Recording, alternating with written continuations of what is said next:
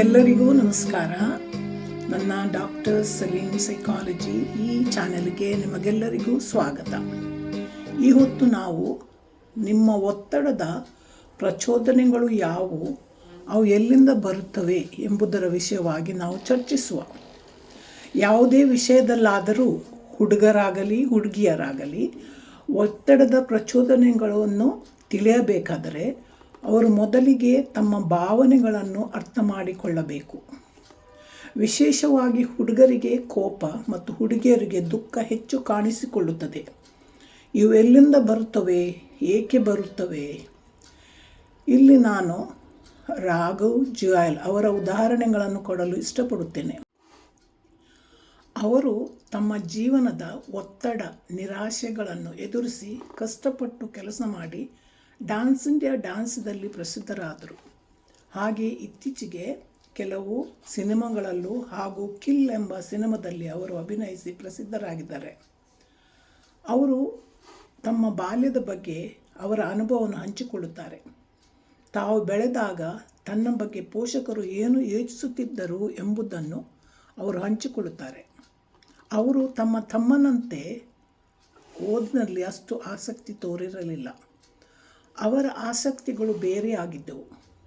ಅದರಿಂದ ಪೋಷಕರು ನಮ್ಮ ದೊಡ್ಡ ಮಗ ಹಾಳಾಗಿದ್ದಾನೆ, ಜೀವನದಲ್ಲಿ ಏನನ್ನೂ ಸಾಧಿಸಲಾರ ಎಂದುಕೊಳ್ಳುತ್ತಿದ್ದರು. ಸಂಬಂಧಿಕರು, ನೆರೆಹೊರೆಯವರು ಮಗ ಏನು ಮಾಡ್ತಾನೆ ಎಂದು ಕೇಳಿದಾಗ ಏನೂ ಮಾಡ್ತಿಲ್ಲ, ಕಾಲು ಹಾಳು ಮಾಡ್ತಾನೆ ಎಂದು ಹೇಳುತ್ತಿದ್ದರು. ರಾಘವ್ ಕೂಡ ಒಂದು ಕಾಲದಲ್ಲಿ ನಾನು ಏನೂ ದೊಡ್ಡದು ಸಾಧಿಸಲಾರೆ ಎಂದುಕೊಂಡಿದ್ದ. ಅದರಿಂದ ಅವನು ತೀಕ್ಷ್ಣ ಸ್ವಭಾವ ಹೊಂದಿದನು.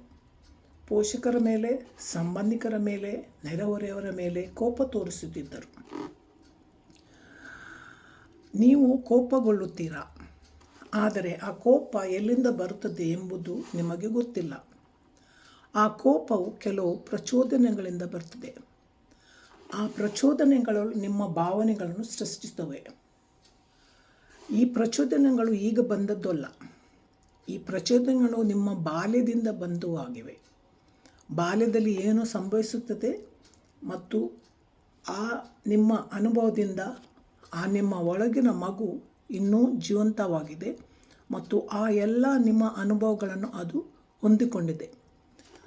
ರಾಘವ್ ಹೇಳುವುದೇನೆಂದರೆ, ಅವರು ಫುಟ್ಬಾಲ್ ಆಡಲು ಶುರು ಮಾಡಿದಾಗ ಪೋಷಕರು ಬೆಂಬಲಿಸದೆ ಅವರು ದೂರಿದರು. ಫುಟ್ಬಾಲ್ ಆಡಿದಾಗ ಇದೀಗ ಹೊಸದಾಗಿ ಏನು ಶುರುವಾಯಿತು ಎಂದು ಹೇಳಿದರು. ಚಿತ್ರ ಬಿಡಿಸುವಾಗ ಇದು ಈಗ ಮತ್ತೊಂದು ಶುರುವಾಯಿತು ಎಂದು ಹೇಳಿದರು. ಡ್ಯಾನ್ಸ್ ಸ್ಪರ್ಧೆಗೆ ಹೋಗಲು ಬಯಸಿದಾಗ ಇನ್ನೊಂದು ಏನು ಶುರುವಾಯಿತು ಅಂತ ಹೇಳಿದರು. ಅವರ ದೇಹ ಬಹಳ ಸಪೂರ ಆಗಿದ್ದರಿಂದ ಮಸ್ಕುಲರ್ ಹುಡುಗರ ಜೊತೆ ಹೋಲಿಸಿಕೊಂಡಾಗ ಹೀನ ಭಾವನೆ ಅವರಿಗೆ ಬರುತ್ತಿದ್ದಂತೆ. ಶಾಲಾ ಸ್ನೇಹಿತರ ಜೊತೆ ಕೆಲವೊಮ್ಮೆ ಕ್ಲಾಸ್ ಬಂಕ್ ಮಾಡುತ್ತಿದ್ದರು. ಒಂದೇ ಕ್ಲಾಸಲ್ಲಿ ಕೂತ್ಕೊಂಡು ಕೆಲವರು ಒಟ್ಟಿಗೆ ಅವರ ಫ್ರೆಂಡ್ಸ್ ಜೊತೆ ನಾವು ಈ ವರ್ಷ ಫೇಲ್ ಆಗುವ ಎಂಬ ತೀರ್ಮಾನ ಕೂಡ ತಗೊಂಡಿದ್ದರು.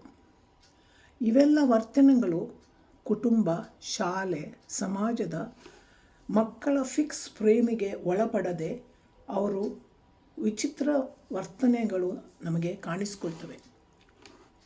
ಪೋಷಕರು, ಶಿಕ್ಷಕರು ಮತ್ತು ಸಮಾಜ ಮಕ್ಕಳ ಬಗ್ಗೆ ಒಂದು ನಿಗದಿತ ಮಾದರಿಯನ್ನು ಹೊಂದಿಕೊಂಡಿದೆ.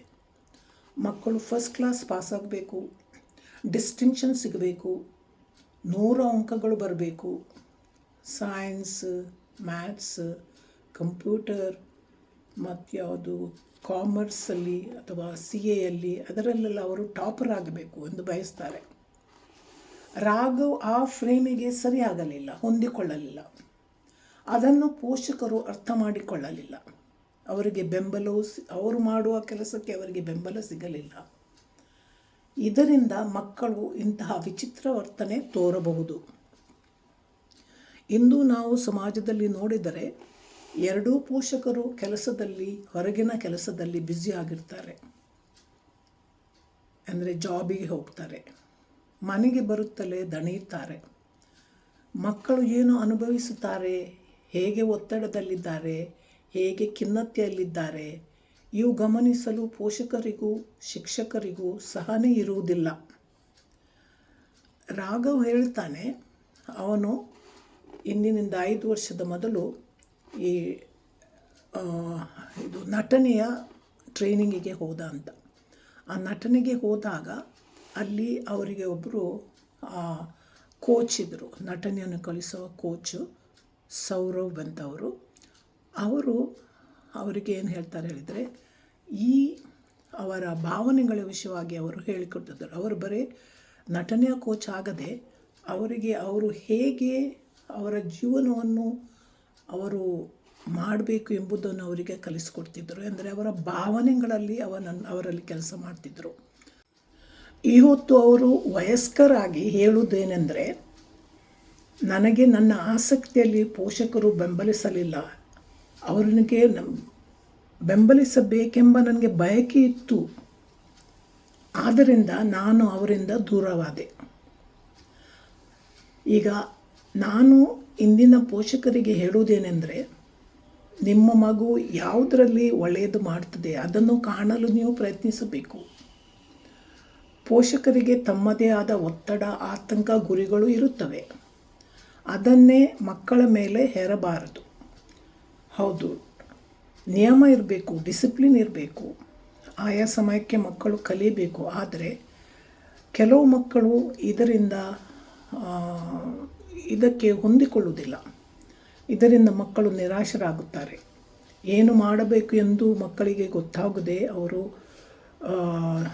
ಒತ್ತಡಕ್ಕೆ ಗುರಿಯಾಗ್ತಾರೆ. ಪೋಷಕರು ಮಕ್ಕಳ ಜೊತೆ ಮಾತನಾಡಬೇಕು.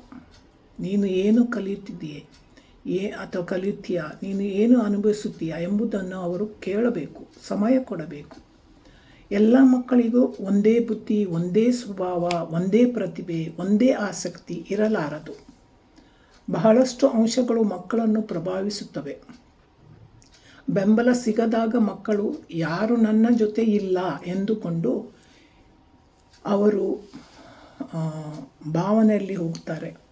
ಅವರು ಖಿನ್ನತೆಗೆ ಒಳಗಾಗುತ್ತಾರೆ, ಅವರು ಡಿಸಪಾಯಿಂಟ್ ಆಗ್ತಾರೆ. ಕೆಲವನ್ನೇ ಡಿಪ್ರೆಷನ್ಗೆ, ಖಿನ್ನತೆಗೆ ಕೂಡ ಹೋಗ್ತಾರೆ.